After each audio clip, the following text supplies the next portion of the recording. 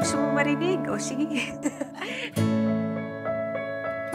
Yung pagiging selfless mo, hindi matutumbasan ng kahit ano yung time na binibigay mo talaga para sa family. Hindi mo na masyadong iniisip yung sarili mo, mas iniisip mo yung mga bata.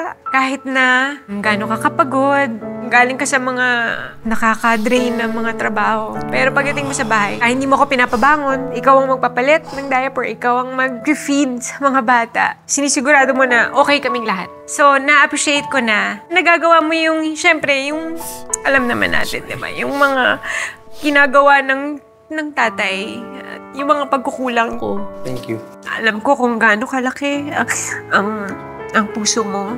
Grabe ka magmahal. Oo, iiyak. Pipigilan ko na ba yan? Ako, iinom ako.